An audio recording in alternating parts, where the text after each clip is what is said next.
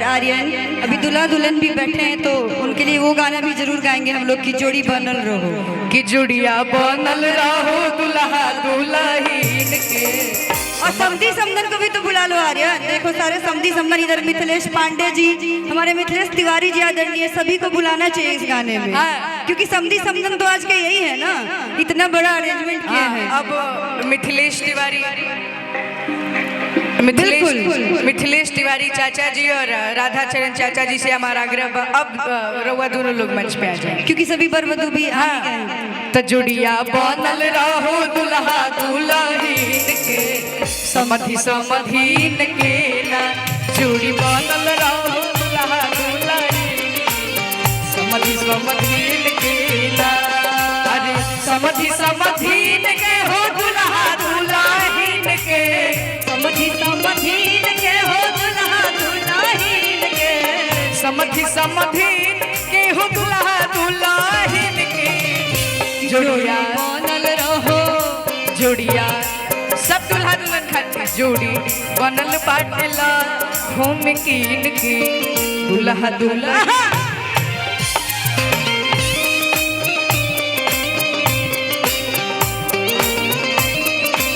ए भैया तनी रोकम, दोनों चाचा जी लोग के आगमन हम सबके बीच भई बाटे, लेकिन हम का क्या कहेंगे? कि हई बोला ता बिहार आ सुनी सबके पुकार, बम्फर जीत हो गई, कि बम्फर जीत हो गई। तो जोड़ी मोदी या नीतीश जी के हिट हो गई। अबे के बाद कि बोला ना बिहार सुनी आर्यन के पुकार, बम्फर जीत हो गई।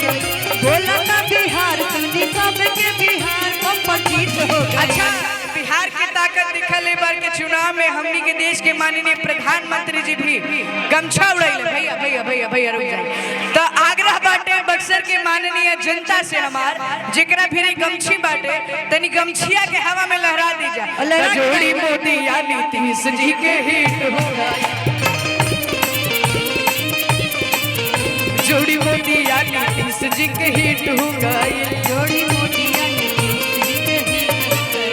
हई बोलल बिहार सुनी सबके पुकार, बम्फर जीत हो गई, बम्फर जीत हो गई। अरे बोललस बिहार आ सुनी सबके पुकार, बम्फर जीत हो गई। तनी ताली बजा के का तो जोड़ी मोदी या नीतीश जी के हिट हो गई, जोड़ी मोदी या नीतीश जी के, आ जोड़ी मोदी या नीतीश जी के हिट हो गई। और आर्यन इसी गमछे में एक और बड़ा ट्रेंडिंग हुआ है मनोज तिवारी जी का। भैया भैया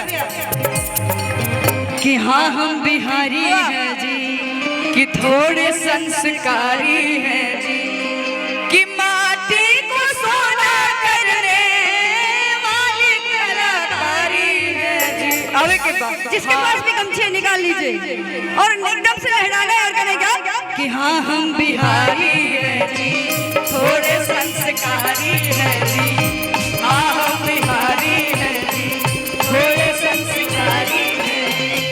माटी को सोना करने, माटी को सोना करने वाली कलाकारी है। भैया भैया हाथों को उठा चारों तरफ से कहा कि हाँ हम बिहारी हैं जी, थोड़े संस्कारी हैं जी, हाँ हम बिहारी हैं जी, थोड़े संस्कारी हैं जी।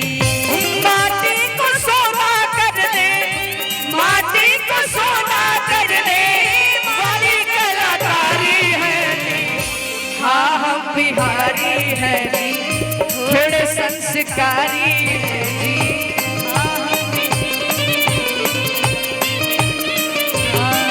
लेकिन भैया धनी रोका भैया ताना बना जैसे प्रिय लागे मखाना, हम है महावीर के बाणी, आर्यभट्ट जैसे ज्ञानी।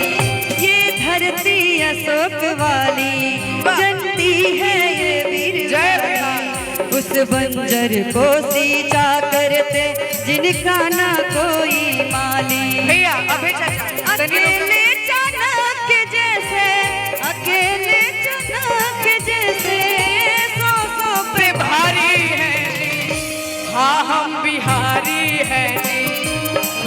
संस्कारी है जी, हाँ हम बिहारी हैं जी, थोड़े अबे चाचा लेकिन क्या बात है। एक सेकंड, इतना प्यारा आज कार्यक्रम होता ऐसे अरे ऐसन मनोहर मंगल, अरे मूरत सुहावन सुंदर, अरे सूरत हो का ए राजा जी, ए राजा जी, ए राजा जी ये करे तरह जरूरत मुहूर्त खूब सूरत हो, ए राजा जी ये करे तरह जरूरत मुहूर्त खूब सूरत हो। अरे ऐसा मनोहर मंगल ई मूरत सुहावन सुंदर ई सूरत हो, ऐसा मनोहर मंगल मूरत सुहावन सुंदर ई सूरत हो। ए राजा जी, ए राजा जी करे तरह जरूरत मुहूर्त खूब सूरत हो, हे राजा जी के करे तरह जरूरत मुहूर्त खूब सूरत। लेकिन